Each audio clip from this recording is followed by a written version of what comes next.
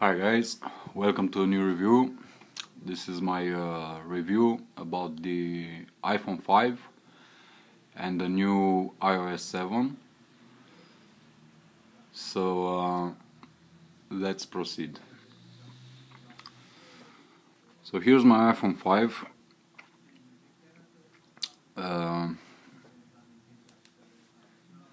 I've updated the phone a couple of days ago when iOS 7 became available.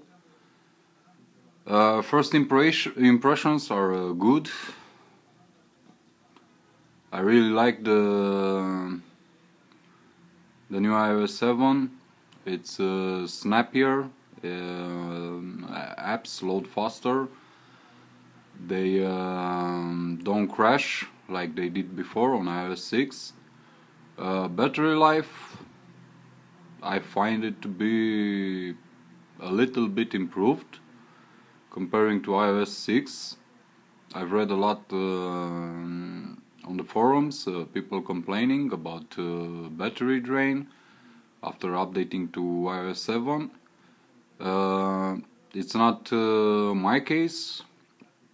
I updated both my iPhone and my iPad 4th Gen to iOS 7, and on both of these devices I haven't noticed any kind of battery drain. Maybe, but I'm not really sure. I have to test it more. Maybe on standby time the battery tends to drain a little bit faster. This might be only my impression, but as I said earlier, I have to test it more to see what's going on. Maybe there's something in the background. Not really sure about this. Still, as I said, today actually I updated both my devices to iOS 7.0.2, the new update that fixes the bugs with the security issues. I just did it, I don't know, half an hour ago. I'm not really an Apple fanboy.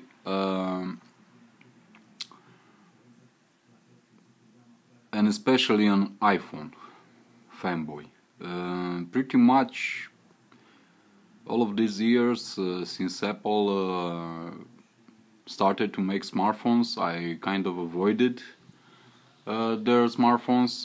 The only one that I got was the first one, no, actually the second gen, the iPhone 3, and since then I've never bought another iPhone because I was simply, let's say, annoyed, I think is the proper word, annoyed. But now I've made the move. This is actually the second iPhone 5 that I own. The first one I sold it 2 weeks ago.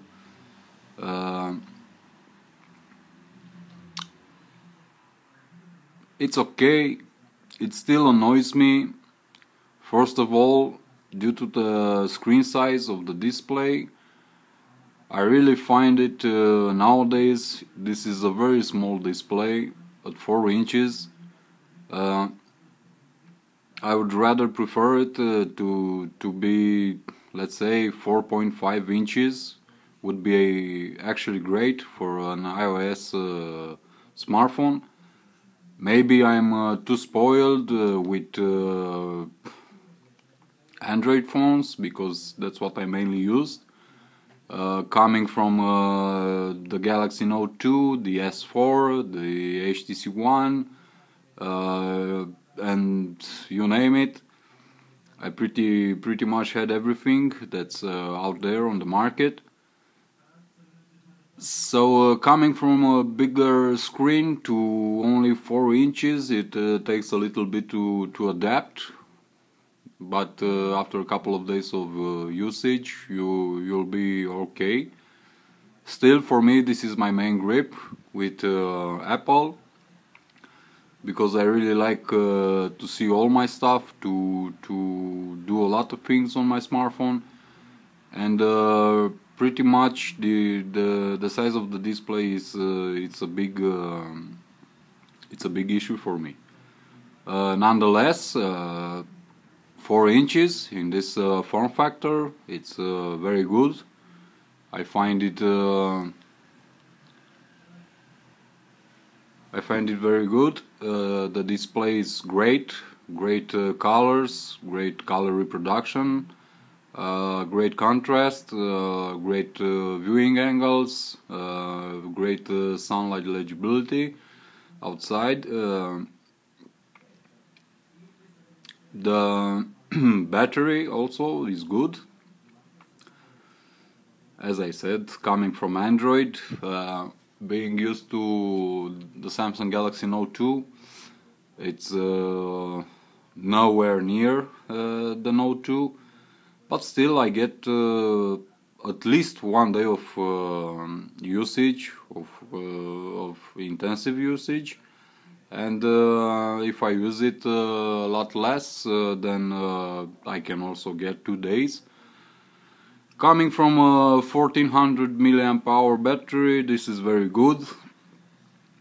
Apple optimized the software with the hardware, so for those of you who are concerned about battery life, take my word, it's good. It's not the greatest, but it's good. Design wise, the phone looks very cool. I like the design. I like the materials. They feel premium. They are actually premium because it's metal with glass. What I don't like about the materials and the quality of the build is the fact that after a short time of period, and this I noticed on my first iPhone 5, which was also black like this one, after a short period of usage, the chips on the phone appear. It's very annoying because being a black phone, in this case, in my case, you tend to notice them very easily, and well, let's say I think Apple could have done better with their build quality. Nonetheless, the phone is great. It looks great. It doesn't squeak, or I don't know. It's okay. It's not the best. Actually, in my opinion, I think that nobody can make the perfect smartphone or a tablet or a laptop. But, and again, I have to make this comparison. After previously owning an HTC One, I must say that the HTC One is the best out there in terms of build quality and choice of materials. At least this is my opinion. Second place goes to the iPhone 5. What else? You already know what iOS 7 means. There's the new interface, the colorful one. I'm not very, let's say, impressed or found to this, because it's a great improvement compared to the previous versions, but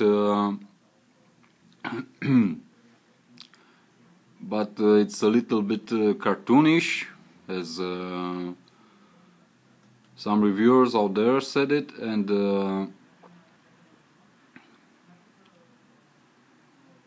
I don't find it to be, I don't know, let's say it's a mixture between Android, Windows Phone and iOS. What I dislike about iOS 7 is this, the dock. So this is freaking freaking annoying. I really hate it. I don't like it. I don't know why they made it this way.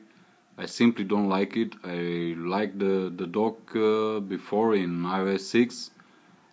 This one is like somebody, I don't know, just painted the wall with a brush. Well, it's their choice, not mine. I just had to say it. I really don't like it. The new camera interface with HDR, with square, panorama mode, video. If we are here in the camera, I must say that the camera is very good. I really like it. It produces some very high quality images. Don't expect it to be a DSLR quality camera, but still for a mobile phone it's pretty impressive. Everything it's cool about it, except the fact that it doesn't have all the settings like you find in Android. Yet again, this is Apple choice, it's their product, so they decide what to do with their software. The new weather app with the animations. Sometimes, and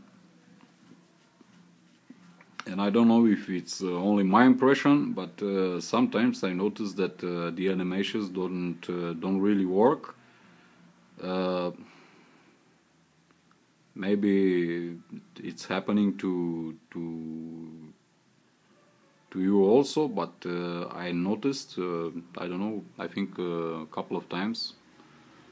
Now they're running great, very smooth, very fluid. The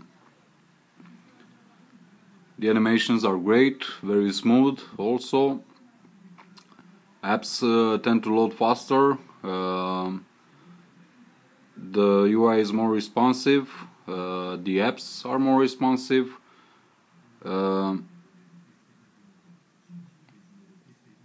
I'm not really a big fan of playing games on my smartphone.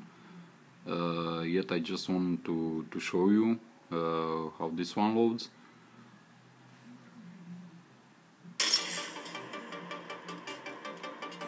I find the sound to be a little bit on the low part. I'm not very impressed with the sound coming from the speakers, but with a good pair of headphones, the sound is great. It's excellent.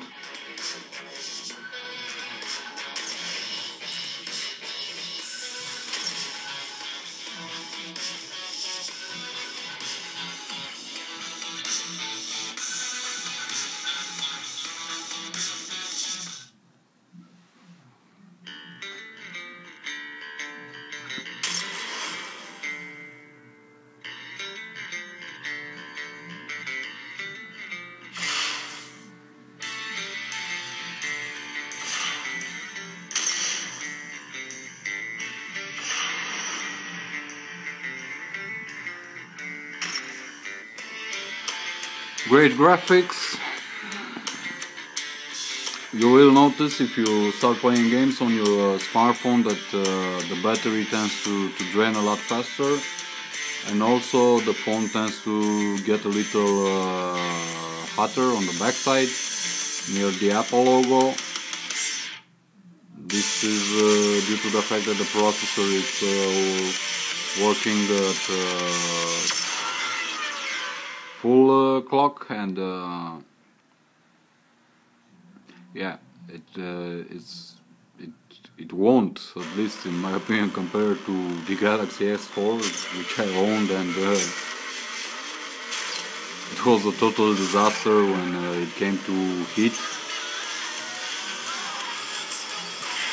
because I never measured 65 degrees Celsius on a smartphone before.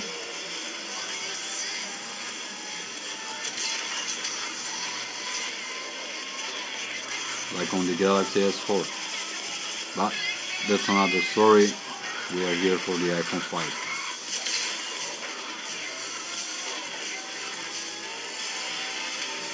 So, as you can see, great animations, fluid game, very nice graphics.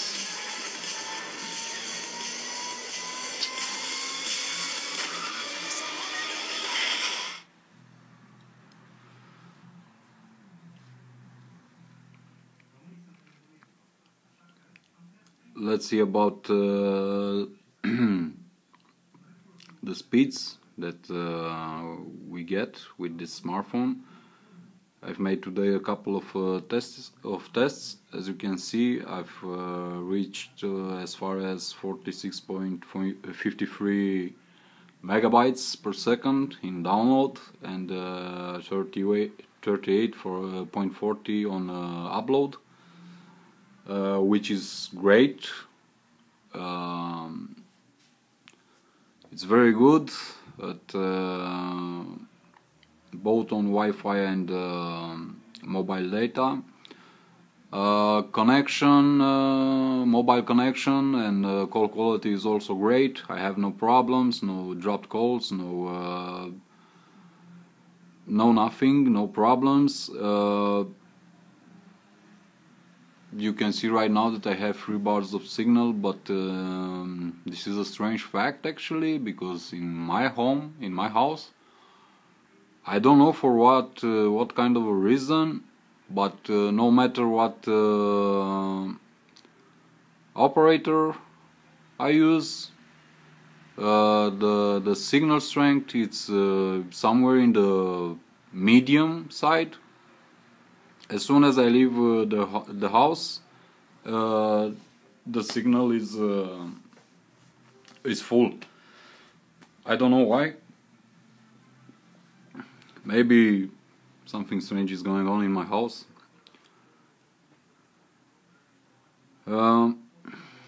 Unfortunately, with the update, I don't have the iTunes radio, because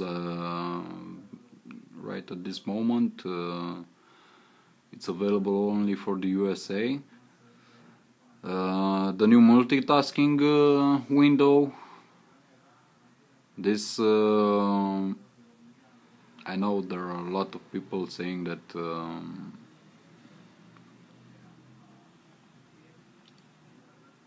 it's nice, it's good, it's innovation and so on, but I used to use this on my HTC One X when HTC first introduced this kind of multitasking window. They still have it on the HTC One, but in a different way. So when it's about the innovation, well, not really. What else?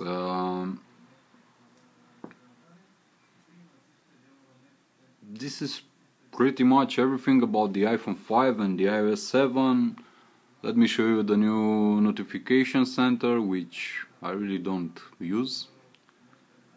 Also the new quick settings toggle. This is okay, I use it, but I would have preferred if we had the choice, like on Android phones, to personalize the quick settings toggle instead of having all of this that Apple decided to put in here. I would have preferred to have the choice to put something else, like on Google phones. Still, it's okay. It's good to have it. Finally, it's better than nothing.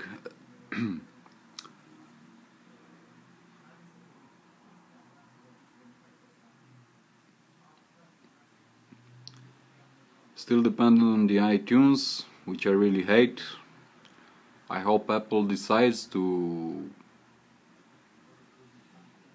somehow, someday ditch the iTunes, because it's absolutely stupid. It's like Zune was on Windows Phone 7, and Microsoft decided to let it go.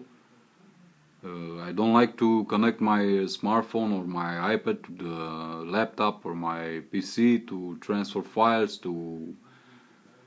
I don't like it. It's stupid.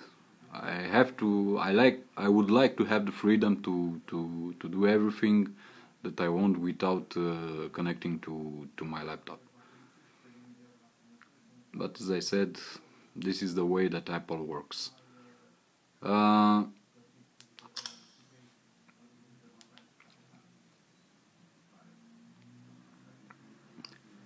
In conclusion, the phone is great.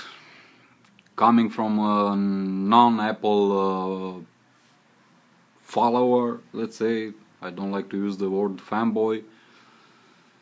I'm not much into fanboy wars and all of that crap.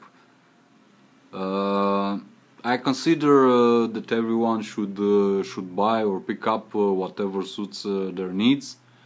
In this case, me being an Android user, most of the time I find Apple products, especially the iPhone, too restrictive for my needs. I don't have the same amount of freedom that I'm used to have on Android phones.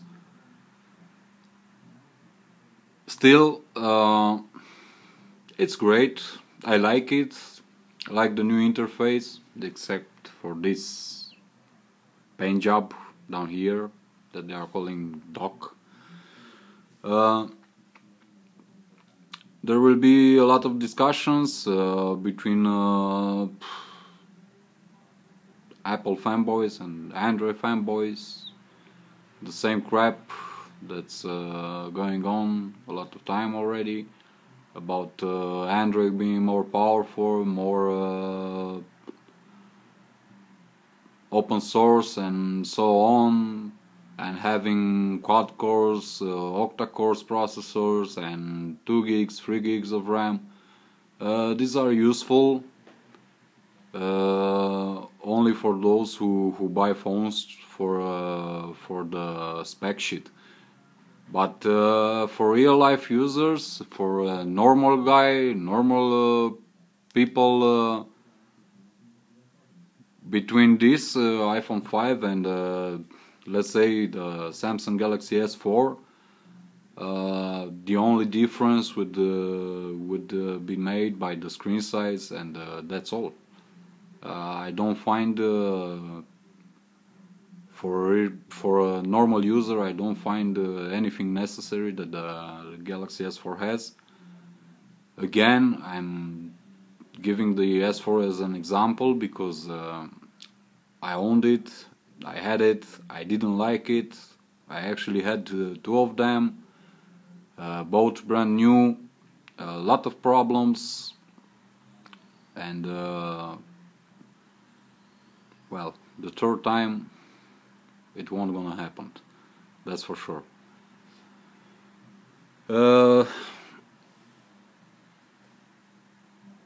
Good battery, great screen, although with a strange resolution. Very good camera, I really like it. Not the greatest, but it's one of the best out there. Comparable with the S4, HTC One, LG Optimus G Pro, Galaxy Note 2, Galaxy S3, whatever you name it. A lot better than the 4S. If you make a comparison between the 4S and the iPhone 5, you'll see the differences. Great reception and call quality.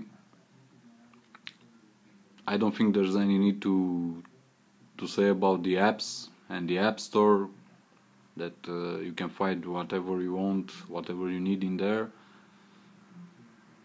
Would have preferred a larger screen. This is my biggest grip with Apple. I would really like for them to stop with the shitty 4-inch screen size and move up, because everybody else moved up. I know there are a lot of people who don't need a bigger screen. I respect their needs, but I also consider that iOS, be it 6 or 7 or 8 or 10, it doesn't matter, on a bigger screen, let's say on a 5-inch screen, for example, would be absolutely great, and the phone would be a total hit. This is my opinion. I really don't need the fancy quad cores, octa cores, and so on. There is no need for them, at least in a smartphone. At this moment, I highly recommend you to go to your store, to your operator store, to try this phone. Unfortunately, Apple released the iPhone 5C and 5S a couple of days ago, and now the iPhone 5 won't be sold anymore, because the new iPhone 5 is actually the iPhone 5C, only in plastic. So good job, Apple, ripping off people, offering the same shit in a different box. Well, this is their policy, not mine. Highly recommend this device for a normal user, a casual user. This is a very, very good device. For a power user, this is a toy. I have to say it because I know how power users feel about the iPhone. As I said, me coming from high-end Android smartphones, it was somehow difficult to adjust to the iPhone 5 screen size, especially, and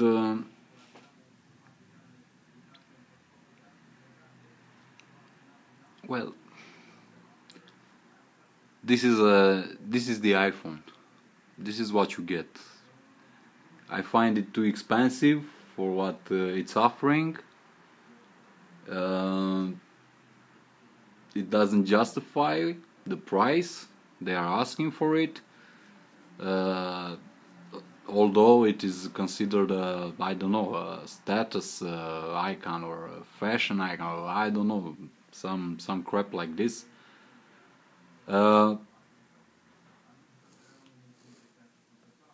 You can find cheaper solutions on the market, especially from Android and from Windows.